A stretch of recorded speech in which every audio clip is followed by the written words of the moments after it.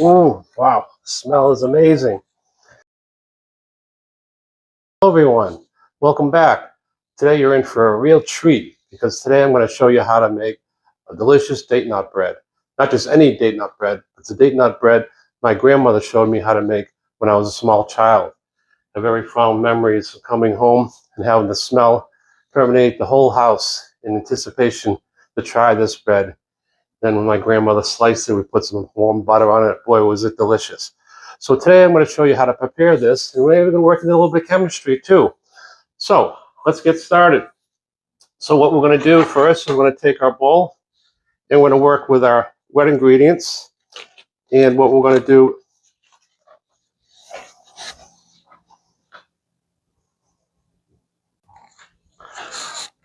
okay, we're going to start off by preparing our dates for this nice recipe. And here's where some of the chemistry comes into play. Well, as you know, if you've had dates before, you notice they have sort of a little skin on the outside, which can be tough.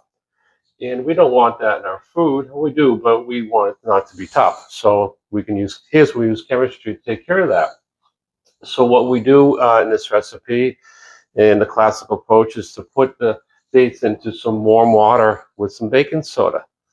Baking soda, you say? Well, yes, baking soda, because baking soda is actually alkaline, which means that it's a higher pH.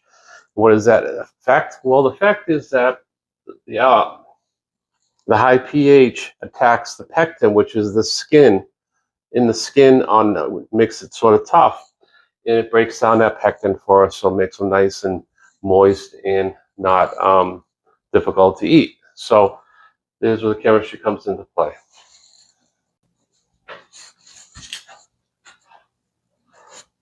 So we're going to chop up our dates, and then what we're going to do is we'll add them to a solution which we're preparing, which will be some boiling water with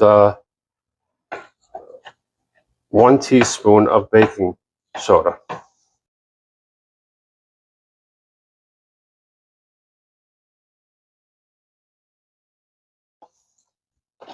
And we turned off the heat. To that, I'm going to add about a teaspoon of baking soda.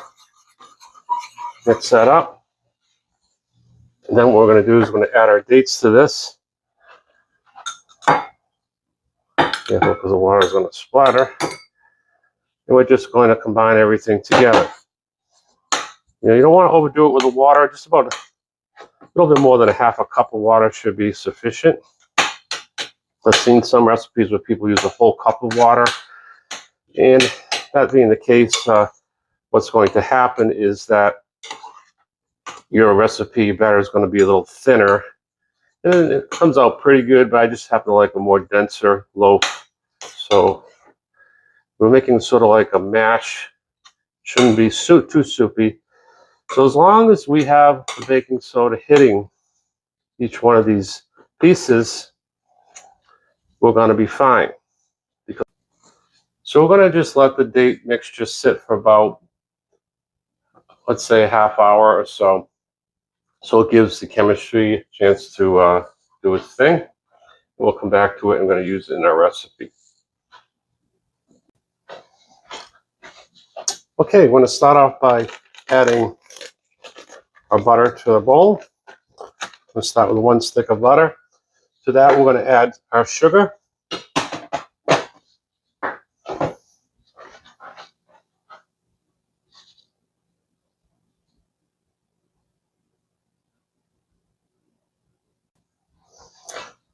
Okay, so to my butter, I'm going to add about a half a cup of sugar.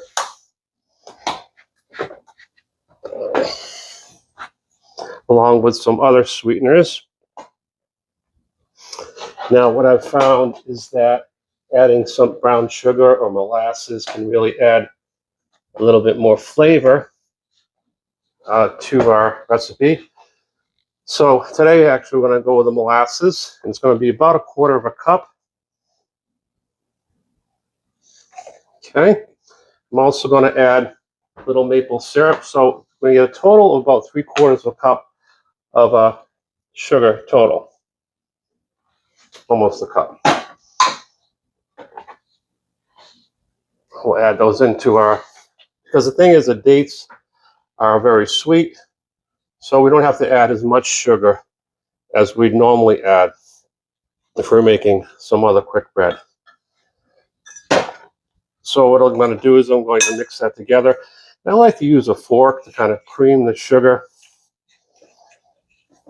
to the butter, combine it together. Well,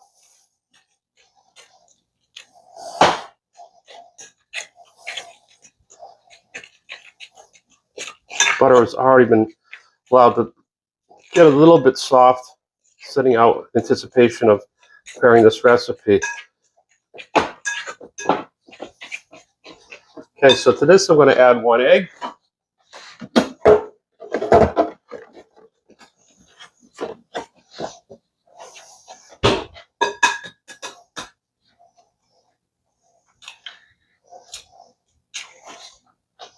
And then we're going to use our whisk to get it all combined really well together.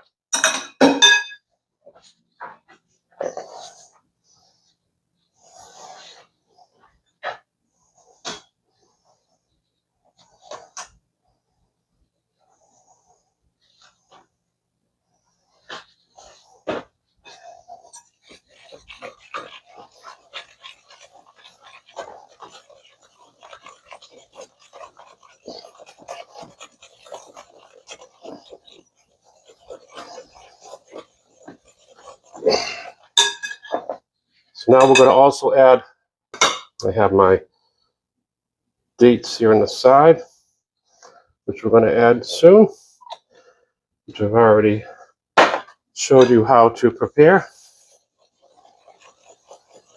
Okay, combine that all very well. What other wet ingredients are we going to have? I'm also going to add some either sour cream or Greek style yogurt. So this is the yogurt we're going to use today. It's a full fat yogurt. This is not the time to be skimping. So we're going to add about 1/4 cup. And I'm going to use my chef instinct for this one. You can use a measuring cup, but I think I'm pretty close there. Sour cream is going to add some more flavor and moistness to our recipe. So we combine that all together.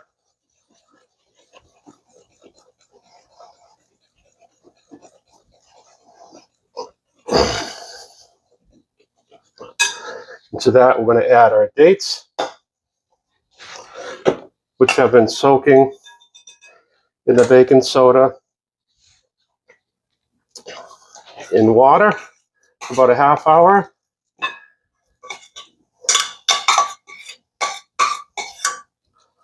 We're going to mix that all up together. Well,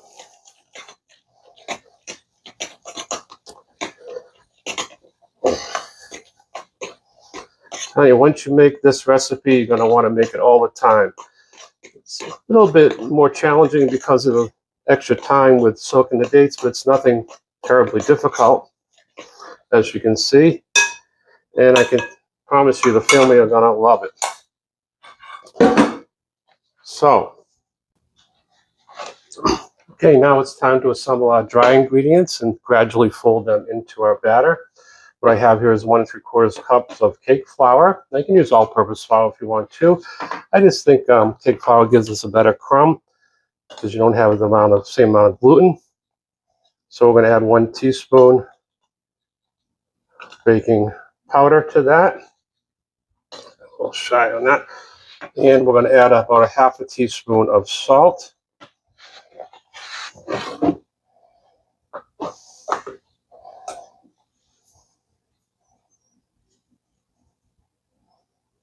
I'm using Himalayan salt today. You can use your salt of choice. Well, let's just mix them up a little bit so we don't have to mix them in a dough, because we don't want to, or batter I should say, we don't want our batter to be tough.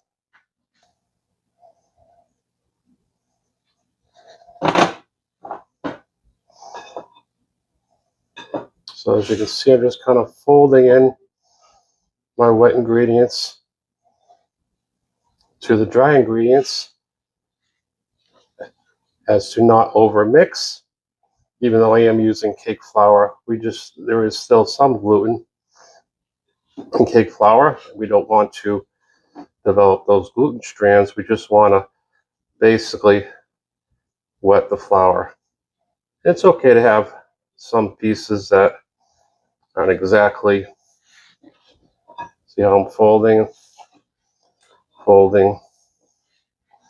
and we're looking wonderful. So what I'm going to do is I'm now going to take a pan. Now you can use a Pyrex glass pan, but I'm going to use this disposable pan because I'm going to be bringing this to someone.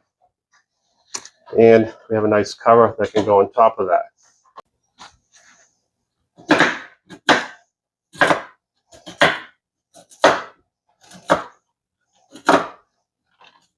So I'm going to rough chop about a cup of walnuts. You don't want to chop them too fine. We like walnuts. And we're going to add those right into the batter. Notice I'm using 2 knives, just goes a little faster that way. I'm just going to add these right in to the batter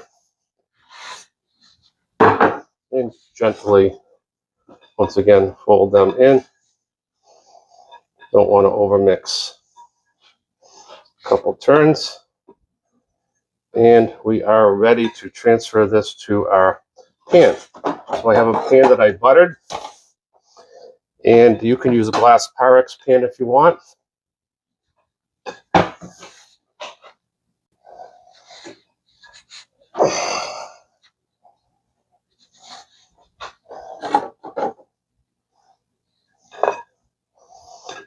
I have my oven preheating to 350. What we're going to do is we're going to get this into the pan. As you can see, the batter is rather thick. That's what we want. Try and get that all out. Rubber spatulas always come in handy. Our best friend when it comes to baking quick breads, muffins, that kind of thing. And get that all into the pan. And beautiful.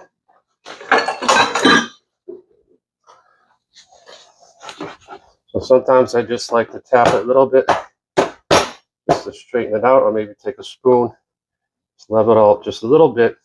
As you can see, it's a rather dense batter, but it's going to be a very moist cake. It's going to be delicious. So let's get that into our 350 oven. Set the timer for 1 hour.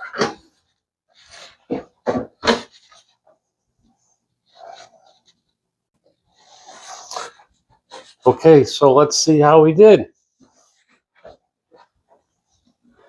Ooh, wow, the smell is amazing. Nice and golden brown on the top. From again, those Maillard reactions forming the browning and the amazing smells and tastes that we get. And we can see if it's ready by basically checking for the bounce. It's bouncing back perfectly. You could also stick a toothpick inside just to confirm that if you're not 100% confident in that way of checking. I'm feeling pretty good about this one right here. So we're just going to let this cool for a little while, and we're going to get a chance to try it. Ooh-wee. Okay, once your loaf is cooled a little bit, what you can do is you can actually transfer it to a pan if you plan on serving it to your family at home. Or if you're going to bring it to someone, you have one of these nice containers, you can simply just let it cool, put on the lid, and it travels perfectly. So there you have it. So let's just see how we do about, maybe we get lucky and it'll come right out nice and clean. Tap the sides a little bit. Just kind of flip it over. And wow, beautiful. Look at how nice and golden brown that is. Very nice. So now we can cut a slice, see how it tastes.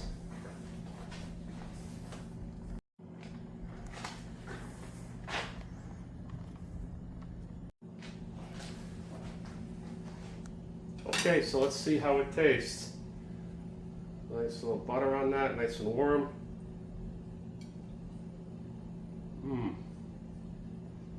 Wow, that really brings me back.